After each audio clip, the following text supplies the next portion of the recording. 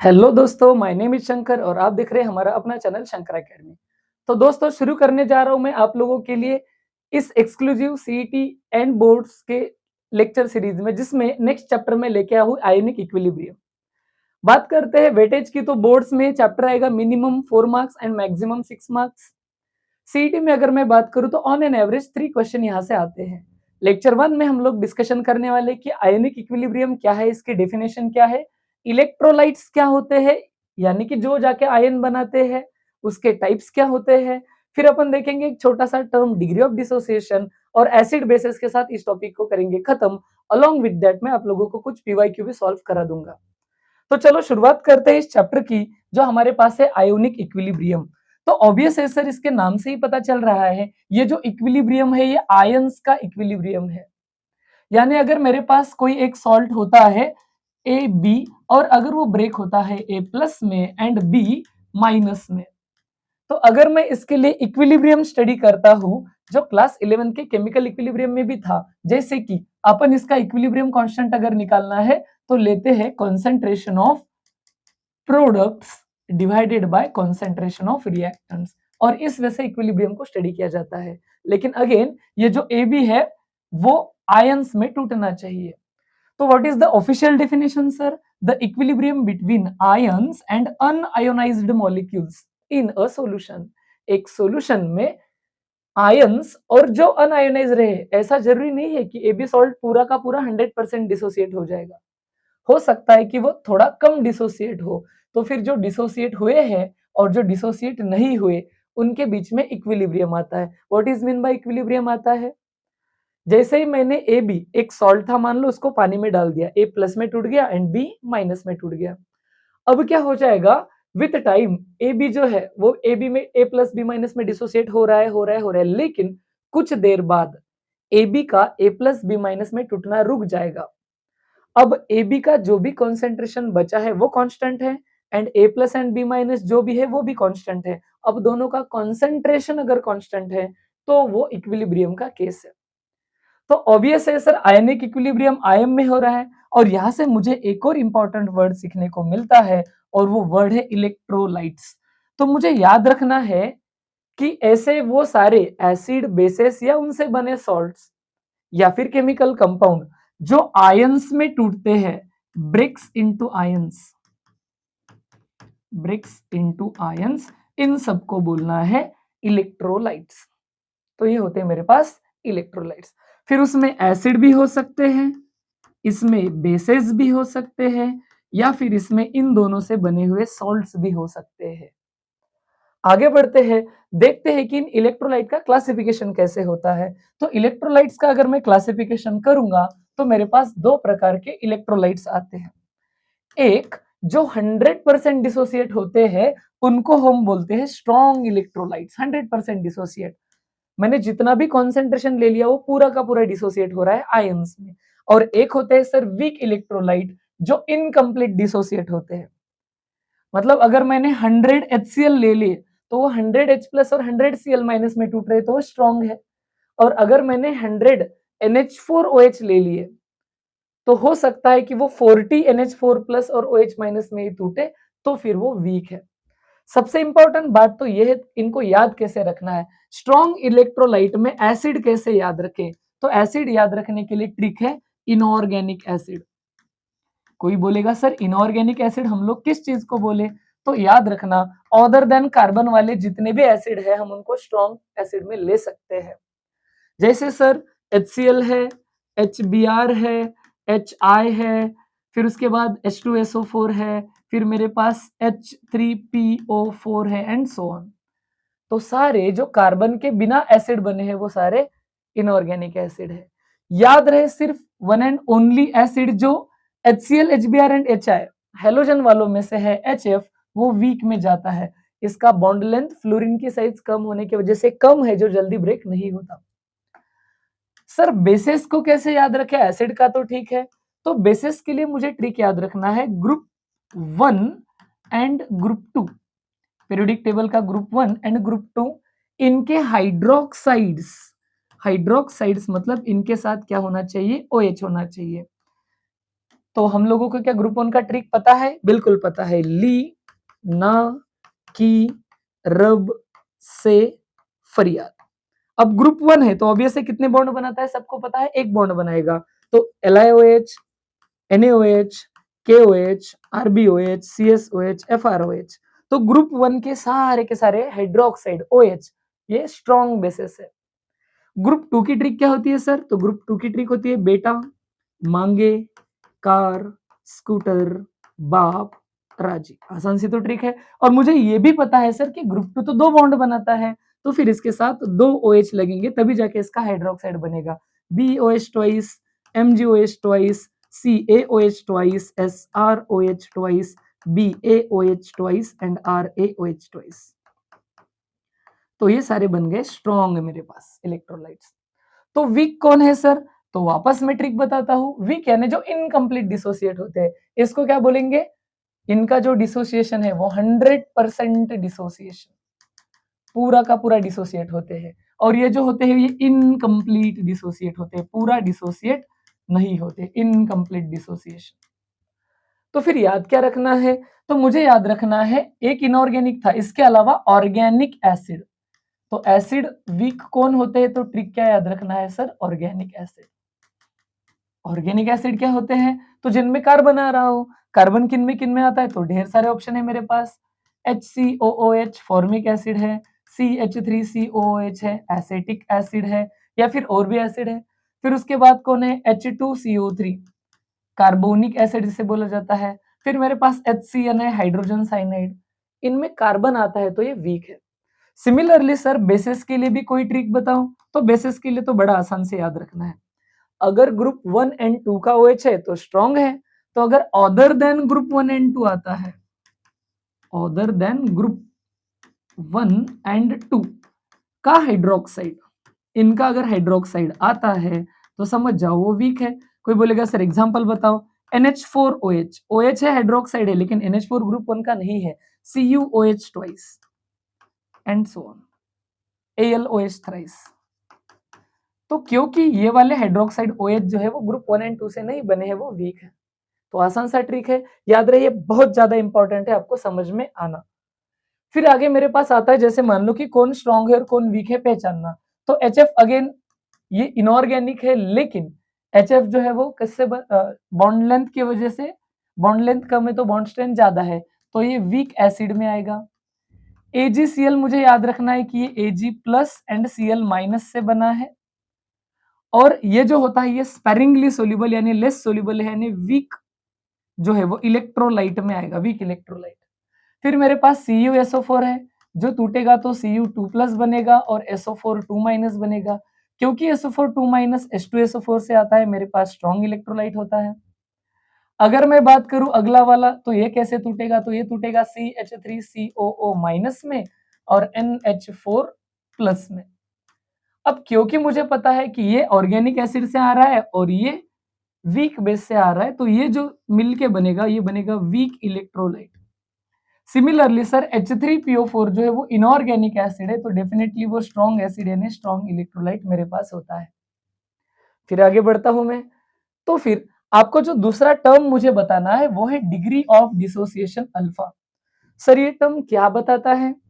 ये होता है वीक इलेक्ट्रोलाइट्स के लिए। अगर मेरे पास कोई वीक इलेक्ट्रोलाइट है जो कंप्लीट डिसोसिएट नहीं होता, उसके लिए टर्म डिफाइन किया गया है कि कौन कितने डिग्री तक डिसोसिएट होता है। कैसे सॉल्व करना है सर? तो डिग्री ऑफ डिसोसिएशन का सिंबल होता है अल्फा, और इसको सॉल्व करते हैं number of moles dissociated divided by total number of moles. कैसे? मान लो मेरे पास AB सॉल्ट था जिसके मैंने इनिशियली लिए थे 100 मोल्स। अब ये डिसोसिएट हो गया A प्लस में एंड B माइनस में। मान लो 100 में से सिर्फ 50 मोल्स जो है वो क्या हो गए? डिसोसिएट हो गए। तो इसका अगर मुझे डिग्री ऑफ डिसोसिएशन निकालना है तो कितने मोल डिसोसिएट हो गए? तो ये डिसोसिएट हो गए 50 मोल्स, और कितना इनिशियली लिया था 100, तो इसका आंसर मुझे 1/2 यानी कि 0.5 मिलेगा। तो ऐसा ही टर्म होता है। लेकिन सर ये 0.5, 0.3, 0.2 ये छोटे वर्ड्स हो जाएंगे। अगर मैं 0.5 बोलने से अच्छा 5 बोल दूं तो प्रॉपर नंबर मिलेगा। तो मैं क्या करता हूं, मैं इसको एक और टर्म निकालता हूं जिसे बोला जाता है परसेंट डिसोसिएशन। परसेंट डिसोसिएशन में अलग क्या होगा सर? तो अगर अगर मैं बोलूं कि 100 में से 50 डिसोसिएट होते हैं तो कितना परसेंट हुआ? तो टोटल कितने थे? 100, कितने डिसोसिएट हुए? 50 इंटू 100, यानी अल्फा इंटू 100। तो अल्फा इंटू 100 से मुझे परसेंट डिसोसिएशन मिलता है। मुझे याद रखना है ये बात, आगे एक डेरिवेशन में मैं आपको समझाने वाला हूं जो बहुत आईएमपी डेरिवेशन आएगा। अगर मैंने कोई एक इनिशियल सॉल्ट लिया था ए बी और जिसका इनिशियल कॉन्सेंट्रेशन था मान लो सी, अगर वो टूटता है ए प्लस में एंड बी माइनस में और थोड़ी देर में उसमें इक्विलिब्रियम आता है, तो एट इक्विलिब्रियम ए प्लस का कॉन्सेंट्रेशन मुझे निकालना है, तो मैं निकालूंगा अल्फा इंटू सी से ये कितना डिसोसिएट हुआ था और इसका इनिशियल कॉन्सेंट्रेशन क्या था। अगर मुझे बी माइनस का कॉन्सेंट्रेशन निकालना है तो मैं निकालूंगा अल्फा इंटू ये है सी। तो क्या लॉजिक सर? तो कितना डिसोसिएट हुआ था? अल्फा डिसोसिएट हुआ था। इनिशियल कॉन्सेंट्रेशन कितना था? सी था। तो अल्फा इंटू सी, मोल पर डीएम क्यूब यानी मोल पर लीटर। आगे बात करते हैं सर, जैसे हम नोटिस कर पा रहे हैं कि जितने भी एसिड एंड बेसेस है वही जाके इलेक्ट्रोलाइट्स को बना रहे हैं। अगर वो ऑफिशियली एसिड बेस नहीं है तो उनका सॉल्ट है। तो हमें पहले ये सीखना पड़ेगा कि एसिड एंड बेसेस होते क्या है। तो इसके लिए मेरे पास आती है 3 थियरीज। उनमें से पहली थियरी मेरे पास जो है, उससे पहले तो हम थोड़ी सी डे टू डे लाइफ की बात करते हैं। जैसे हमें पता है कि फूड प्रोडक्ट्स में यानी या फिर घर पे हमें अगर कुछ फूड प्रोडक्ट्स में कुछ स्पेसिफिक, जैसे मान लो मुझे दूध को है वो फाड़ कर उसका खोआ बनाना है या पनीर बनाना है, तो मैं क्या करता हूँ उसमें विनेगर डाल देता हूँ। Vinegar is nothing but acetic acid. और हमें पहले से ही पता है कि जो भी लेमन या फिर सिट्रस फ्रूट्स है उसमें सिट्रिक एसिड होता है। अगर एसिडिटी बढ़ जाए तो हम एंटासिड लेते हैं, तो एसिड को न्यूट्रल करने के लिए बेस मैग्नीशियम हाइड्रोक्साइड होता है। अमोनिया एक बेस है जो बहुत सारे day to day cleaning products में यूज किया जाता है। टैमरिंड का खट्टापन जो होता है वो टार्टरिक एसिड के वजह से होता है। ओके चलो, सबसे पहला थ्योरी मेरे पास आता है sir Arrhenius theory of acids and bases. बिल्कुल आसान सा थ्योरी है जो सीईटी से पहला क्वेश्चन देके जाएगा। अर्हेनियस कहते हैं कि एसिड वो होते हैं जिनके फॉर्मूला में H प्रेजेंट होता है और अगर आप उसको पानी में डालते हो एक्वस सॉल्यूशन में तो वो H प्लस देता है। सिमिलरली अर्हेनियस कहते हैं कि बेस वो होते हैं जिनके फॉर्मूला में OH आता है और इसको अगर आप पानी में डाल दो तो वो OH माइनस आयंस देते हैं। तो ये बस इनके बेसिक डेफिनेशन है। तो क्या है एसिड का डेफिनेशन, एक बार प्रॉपर लिख के देता हूं, है ना। तो they have H in formula and loses H plus ions in their aqueous solutions। aqueous solution, बस एक वर्ड बदल के लिए बेस के लिए डेफिनेशन बना देना। तो क्या डेफिनेशन बनाएंगे? तो बेस के लिए डेफिनेशन बनाएंगे sir as it is, they have OH minus ions in formula and loses OH minus ions in their aqueous solution. यहाँ पे एक और इंफॉर्मेशन हमें दी है कि हमारे पेट में जो भी हम फूड खाते हैं उसके डाइजेशन के लिए एसिड की जरूरत होती है, जो हमारे जो भी गैस्ट्रिक यानी पचन के लिए जो जूसेस है उसमें से, तो हाइड्रोक्लोरिक एसिड हमारे स्टमक में होता है। हाइड्रोक्लोरिक एसिड क्यों? क्योंकि उसके फॉर्मूला में H है एंड वो H प्लस देता है। सर एग्जांपल्स बताओ, तो एसिड के ढेर सारे एग्जांपल्स मैं आपके सामने बता सकता हूँ। जैसे मेरे पास कुछ H प्लस वाले हैं, तो कौन है? HCl है, HI है, HBr है, HCl है, HCl तो हो गया, H2SO4 है, वीक में मेरे पास HCOH है यानी ऑर्गेनिक एसिड है। तो ढेर सारे जो भी H प्लस दे सकते हैं। तो ये सारे हो गए एसिड के एग्जाम्पल। बेस के एग्जाम्पल क्या है सर? बहुत सारे हैं। तो जिनके पास OH है और OH माइनस देते हैं, NaOH है, BeOH ट्वाइस है, ग्रुप 1 एंड 2 के सारे OH है, वीक में NH4OH है। तो कितने सारे एग्जाम्पल हम इसके बना सकते हैं। नेक्स्ट मेरे पास सबसे इंपॉर्टेंट थियरी है ब्रॉन्स्टेड लॉरी थियरी। ये तो कुछ ज्यादा ही इंपॉर्टेंट है, सीईटी का एक पक्का क्वेश्चन देने का यहां से चांस होता है। Bronsted Lowry H plus and OH minus के बारे में बात नहीं करते, ये सिर्फ H प्लस के रिगार्डिंग बात करते हैं। इनका कहना है कि जो H प्लस को लूज करेगा वो एसिड है और जो H प्लस को एक्सेप्ट करेगा वो मेरे पास बेस है। ऐसे कुछ बात है। तो क्या कहना है इनका, तो एक एग्जांपल लेके बात करते हैं। अगर मान लो मेरे पास HCl एसिड है तो वो H प्लस को लूज करता है, और अगर मेरे पास NaOH लेने से अच्छा मैं कोई और लेता हूं इनके हिसाब से, अगर मेरे पास NH3 एक बेस है तो वो H प्लस को एक्सेप्ट करता है, ऑब्वियस है बनेगा क्या, NH4 प्लस। एक न्यूट्रल NH3 ने अपना लोन पेयर देके H को लिया तो उसकी इलेक्ट्रॉन डेंसिटी H को शेयर हो जाएंगी, खुद की कम होगी तो उस पे आएगा पॉजिटिव चार्ज। अब एक और बात याद रखना, इस वाली थ्योरी को एक अल्टरनेट नेम है sir conjugate acid base theory. Conjugate acid base theory. अब क्या मतलब है इस कॉन्जुगेट एसिड बेस टर्म्स का, वो भी समझते हैं। तो मीनिंग कुछ ऐसा है कि इनका कहना है कि एसिड H प्लस को लूज करता है, या तो बेसिक डेफिनेशन का पार्ट हो गया, H प्लस एसिड जो है H प्लस को लूज करेगा, लेकिन H प्लस को लूज करने के बाद, जैसे मान लो HCl एक एसिड है, क्यों सर, क्योंकि इसने H प्लस लूज कर दिया, लेकिन H प्लस को लूज करने के बाद जो बचेगा, यानी ऑब्वियस है प्लस गया तो माइनस बचेगा, वो उसका कॉन्जुगेट बेस है। एंड सिमिलरली सर, अगर मेरे पास NH3 अगर बेस है, क्योंकि उसने H प्लस को एक्सेप्ट किया है, H प्लस को एक्सेप्ट किया है, तो उस बेस ने H प्लस को एक्सेप्ट करने के बाद जो बचेगा या बनेगा वो उसका कॉन्जुगेट एसिड है। अब क्या मतलब ऐसे कि अगर HCl H प्लस को लूज कर सकता है, लूज करने वाला एसिड, तो Cl माइनस H प्लस को एक्सेप्ट भी तो कर सकता है, और जो एक्सेप्ट करता है वो तो बेस होता है। लेकिन ये ऑफिशियली बेस नहीं है, कॉन्जुगेट बेस है, H प्लस देने के बाद बना है। सिमिलरली सर, अगर मैं बात करता हूं NH3 के केस में, NH3 बेस है क्योंकि H प्लस को एक्सेप्ट कर लिया, लेकिन अगर NH3 H प्लस को एक्सेप्ट कर सकता है तो NH4 प्लस लूज भी तो कर सकता है, H प्लस को छोड़ के वापस NH3 बन सकता है। तो H प्लस को अगर वो लूज करता है तो वापस एसिड हो गया, लेकिन वो ऑफिशियली एसिड नहीं है, वो कैसा है sir, conjugate acid. So then what is the proper definition, तो अगर मैं यहाँ पे प्रॉपर डेफिनेशन लिखने की बात करूं एसिड की, आप बेस की बस वर्ड्स बदल के समझ लेना। एसिड की डेफिनेशन है अ स्पीसीज या मोलिक्यूल या एसिड है बेस विच, बेस तो नहीं base, a species which loses H plus ions to give its conjugate base। मतलब H प्लस को छोड़ के उसका कॉन्जुगेट बेस देने वाले स्पीसीज को बोला जाता है एसिड।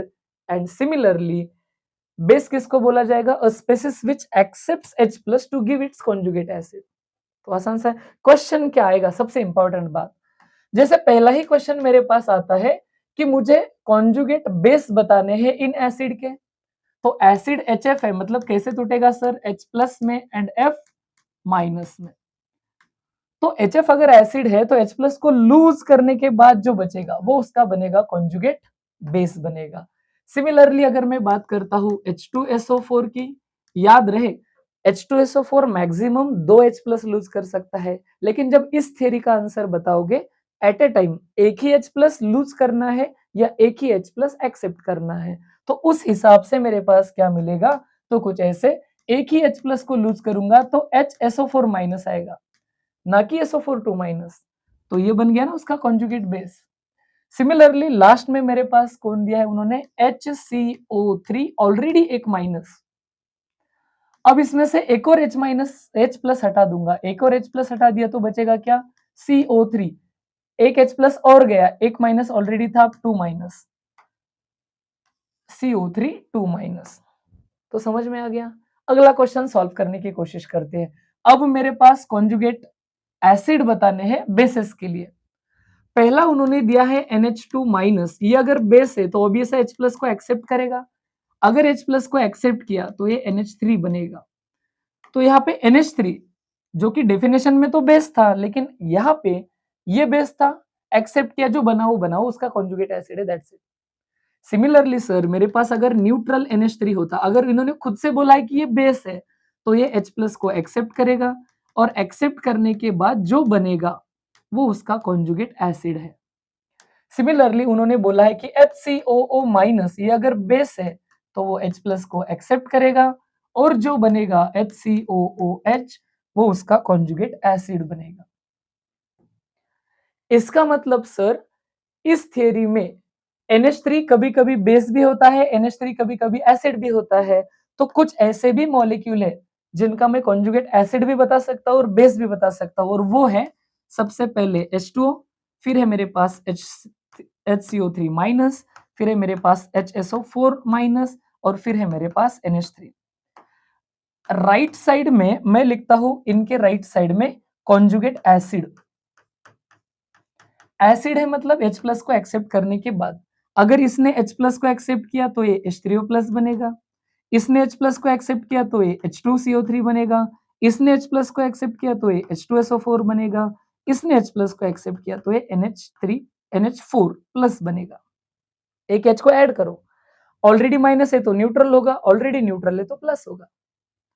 सिमिलरली मैं इसके एक्सट्रीम लेफ्ट में लिखता हूं इनके कॉन्जुगेट बेसिस। कॉन्जुगेट बेस लिखना है मतलब इन्होंने एज अ एसिड काम किया है, और एसिड का काम तो H+ लूज करना होता है। इसने H+ लूज किया तो OH- बचेगा, इसने एक और H+ लूज किया तो ये तो बस CO3 ही बचेगा, एक माइनस ऑलरेडी था अब 2-। HSO4 ने भी H+ लूज किया तो SO4 2-, और NH3 ने अगर H+ को लूज किया तो NH2- बचेगा। तो ये हो गए सारे आंसर, ये CET का फिक्स क्वेश्चन हो सकता है। मेरे पास लास्ट थियरी आती है सर लेविस थियरी। अब देखो हमने दो थियरीज देखी है। अरेनियस कहते हैं कि जो H+ को देगा वो एसिड है, जो OH को देगा वो बेस है। ब्रॉन्स्टेड एंड लॉरी ने तो कहा है कि जो H+ को डोनेट करेगा वो एसिड और जो एक्सेप्ट करेगा वो बेस। कुछ एसिड और बेसेस ऐसे जो इन दोनों थ्योरी में सेट नहीं होते, जो लेविस थ्योरी में सेट होते हैं। क्या है सर, तो देखते हैं। लेविस जी कहते हैं कि मेरे पास बेस वो होता है, बेस जो लोन पेयर या फिर इलेक्ट्रॉन पेयर को क्या कर सके, डोनेट कर सके, डोनेट करता है किसी इलेक्ट्रॉन डेफिशिएंट वाले को। और सिमिलरली मेरे पास एसिड वो है, एसिड वो होता है जो लोन पेयर या फिर इलेक्ट्रॉन पेयर जैसे कि निगेटिव चार्ज है उनको एक्सेप्ट कर सकता है, मतलब खुद इलेक्ट्रॉन डेफिशिएंट होगा। कोई इलेक्ट्रॉन को डोनेट कर रहा है मतलब उसके पास इलेक्ट्रॉन ज्यादा है, तो बेस या फिर लेविस बेस इलेक्ट्रॉन रिच होता है, और जो एक्सेप्ट कर रहा है मतलब उसके पास कमी है, तो लेविस एसिड जो होता है वो इलेक्ट्रॉन डेफिशिएंट होता है। तो इसका एक कॉमन एग्जांपल जैसे मान लो मैंने ऐसे लिख दिया कि मेरे पास कुछ ऐसा अवेलेबल है कि मैंने लिखा एक मेरे पास NH3 है और प्लस सिंपल मेरे पास जो है वो HCl है, ऐसे कुछ। अब मैं इसको आगे लिखता हूं, HCl लिखने के जगह पे अगर मैं सिंपल H+ लिख दूं, एसिड यानी H+ भी तो लिख सकते हैं अपन, ऐसे लिख दिया, तो ये H+ खुद इलेक्ट्रॉन पेयर को एक्सेप्ट कर रहा है तो ये एसिड बिहेव करेगा, और ये अपनी लोन पेयर इसको डोनेट करेगा क्योंकि इसके पास इलेक्ट्रॉन ज्यादा है, तो ये लेविस बेस कहलाएगा। क्या बनेगा, तो NH4+ बनेगा। तो ऐसा ये कुछ थ्योरी है, बेस लोन पेयर को डोनेट करेगा और एसिड लोन पेयर को एक्सेप्ट करेगा। सर कुछ कॉमन एग्जांपल्स दे दो, कुछ कॉमन एग्जांपल्स। डेफिनेशन का पार्ट तो सॉर्टेड है, लेविस बेस लोन पेयर या इलेक्ट्रॉन पेयर को डोनेट करेगा और लेविस एसिड लोन पेयर या इलेक्ट्रॉन पेयर को एक्सेप्ट करेगा। कुछ कॉमन एग्जांपल अपन बोलते हैं, तो मेरे पास लेविस बेस के कुछ एग्जांपल्स है, तो क्या क्या है, जैसे NH3 इसके पास लोन पेयर है, H2O इसके पास लोन पेयर है ना, एक लोन पेयर इसके पास तो दो लोन पेयर होते हैं, फिर Cl- इसके पास निगेटिव चार्ज इलेक्ट्रॉन पेयर है, Br- है, आयोडीन माइनस है, एंड सो ऑन। सिमिलरली मेरे पास लेविस एसिड कौन कौन काम कर सकता है, तो लेविस एसिड में मेरे पास इलेक्ट्रॉन डिफिशिएंट जिनका ऑक्टेट कंप्लीट नहीं है, तो BeCl2 चलेगा, क्योंकि बेरिलियम अगर दो ही बॉन्ड बनाएगा तो उसका ऑक्टेट कंप्लीट नहीं होगा। फिर मेरे पास AlCl3 है, एल्यूमिनियम तीन ही बॉन्ड बनाएगा तो मैक्सिमम 6 इलेक्ट्रॉन ही होंगे, या फिर सिंपल H+ या पॉजिटिव चार्ज वाले आयन जिनके पास इलेक्ट्रॉन की कमी है। फिर मैं आगे चलता हूँ, यहाँ से एक क्वेश्चन। ये लोग बोलते हैं कि ये नीचे दिए गए जो भी है वो बेस है कि एसिड है बताओ। तो ये OH माइनस है, नेगेटिव चार्ज यानी इलेक्ट्रॉन पेयर ज्यादा है, तो ये लेविस बेस काम करेगा। F माइनस भी लेविस बेस काम करेगा। H प्लस है, इलेक्ट्रॉन की कमी, इलेक्ट्रॉन को एक्सेप्ट करेगा, तो वो लेविस एसिड है।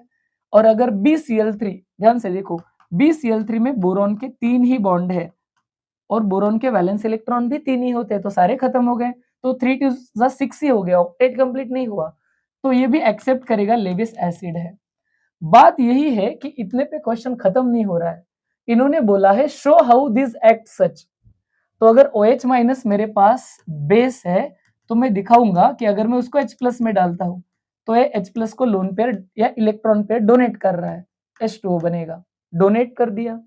अगर मुझे दिखाना है F माइनस तो वापस मैं F माइनस में भी H प्लस ऐड करवा सकता हूं, ये डोनेट कर रहा है, नेगेटिव चार्ज HF बना रहा है, जो बन रहा है उससे लेना देना नहीं, ये कर क्या रहा है वो देखना है।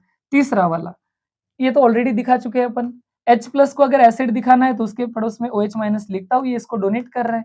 अरे सर ये डोनेट कर रहा है मतलब ये तो एक्सेप्ट ही कर रहा है ना, तो ये फिर हो गया मेरे पास, है ना, जो भी H2O बनेगा ये हो गया एसिड। तो उस हिसाब से मैं सबको जस्टिफाई कर सकता हूँ। लास्ट में मेरे पास अगर मान लो मैंने NH3 और BCl3 ले लिया तो मैं नोटिस करता हूँ कि इसके पास लोन पेयर ज्यादा है और इसके पास इलेक्ट्रॉन की कमी है, तो इसमें कोऑर्डिनेट टाइप का बॉन्ड बनता है, NH3 लोन पेयर डोनेट करेगा और BCl3 एक्सेप्ट करेगा। लेकिन बात कुछ भी हो, बात वही हो रही है कि BCl3 जो है वो एक्सेप्ट कर रहा है तो वो एसिड है। कुछ PYQs की बात करते हैं सर, है ना। ओके, इस हिसाब से मेरे पास जो है ना, मेरे पास एक ऐसा भी मॉलिक्यूल आता है जो दोगला बिहेव कर रहा है। दोगला बिहेव कर रहा है यानी क्या सर, H2O तो ऐसा मॉलिक्यूल है जो H प्लस और OH माइनस में डिसोसिएट होता है, लेस क्वांटिटी में होता है लेकिन होता तो है। अरे सर ये तो मतलब कंट्रोवर्सी हो गया। क्यों कंट्रोवर्सी हो गया? क्योंकि ये H प्लस भी दे रहा है और OH माइनस भी दे रहा है। H प्लस देने वाला तो एसिड होता है और OH माइनस देने वाला तो बेस होता है। इस दोगले बिहेवियर को हम बोलते हैं एम्फोटेरिक नेचर ऑफ वाटर, जो बोर्ड के लिए इंपॉर्टेंट है, एम्फोटेरिक नेचर ऑफ वाटर। जैसे कि जो एनिमल्स जमीन पे रहते हैं उनको ऑफिशियली टेरेस्ट्रियल बोला जाता है, जो पानी में रहते हैं वो मराइन या एक्वेटिक होते हैं, लेकिन कुछ फ्रॉग जैसे एनिमल जो पानी में भी रहते हैं और जमीन पे, वो एम्फीबियंस है। वैसे जो एसिड भी काम किया और बेस भी काम किया डिपेंडिंग ऑन जरूरत, तो उसको बोलना है एम्फोटेरिक नेचर, एम्फोटेरिक नेचर। तो H2O behaves both acid as well as base depending on situation. This nature is called amphoteric nature, इसको बोला जाता है amphoteric nature of water, of H2O water.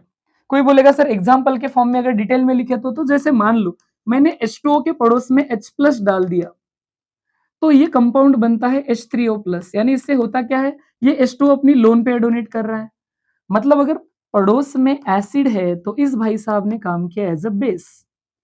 और सिमिलरली अगर मैं क्या करता हूं, NH3 के पड़ोस में पानी डाल देता हूं, अब NH3 क्योंकि मुझे पता है ये तो ऑफिशियली बेस होता है, ये बेस होता है, तो अगर ये ऑफिशियली बेस है तो इसका H प्लस NH3 की लोन पेयर एक्सेप्ट करता है, एक तो बनेगा तुम्हारे पास NH4 प्लस और ये OH माइनस बाहर जाएगा, लेकिन जो बना है वो NH4 प्लस, यानी यहाँ पे पानी ने लोन पेयर को एक्सेप्ट किया, इसने काम किया एज एसिड क्योंकि पड़ोस में था बेस। तो पड़ोस में कौन है, उस पे पड़ोस में एसिड है तो ये एज अ बेस काम कर रहा है, और पड़ोस में बेस है तो ये एज अ एसिड काम कर रहा है, तो इसको बोलते हैं amphoteric nature of water. Okay, तो यहाँ पे करेंगे इस सेशन को कंक्लूड। पढ़ाई करते रहना है, आपको ये वीडियो लेक्चर से कितना समझ में आ रहा है कितना नहीं, इसका फीडबैक, पॉजिटिव फीडबैक जरूर मुझ तक पहुंचाए, सो दैट आप लोगों के लिए मैं थोड़ा और इम्प्रोवाइज तरीके से, थोड़े अलग तरीके से कंटेंट पहुंचा सकूं। पढ़ाई करते रहना है, बहुत सारे लोगों का है कि क्योंकि हमारे पास ढेर सारे डिस्ट्रैक्शंस अवेलेबल है, हम पढ़ाई से डिस्ट्रैक्ट हो रहे हैं। चले तो गए थे यूट्यूब पे पढ़ाई करने लेकिन शॉर्ट्स देखते बैठ गए। तो ये चीज़ ना हो इसके लिए याद रखना है कि हमें सूटेबल टाइम पढ़ाई के लिए देना पड़ता है। अगर मैं पढ़ा रहा हूँ या कोई और एजुकेटर पढ़ा रहे हैं तो उनका पढ़ाना प्रोडक्टिव तभी होगा जब आप खुद उसमें इन्वॉल्व होगे। कहा जाता है कि पत्थर खुद को पत्थर करता है तभी जाकर कुछ कारीगर करता है। तो आप खुद को पत्थर बनाओगे, खुद को स्ट्रॉन्ग बनाओगे, कंसिस्टेंट बनाओगे, आप टाइम स्पेंड करोगे पढ़ाई के ऊपर, तब जाके मैं जो भी मेरे पास इंस्ट्रूमेंट्स अवेलेबल है पढ़ाई के, ट्रिक्स के, शॉर्टकट्स के, तो उसके हिसाब से मैं आपको तराश के आपका करियर रूपी जो भी मूर्ति है वो ढंग से बना पाऊँगा। थैंक यू क्लास, पढ़ते रहे, स्टे कनेक्ट।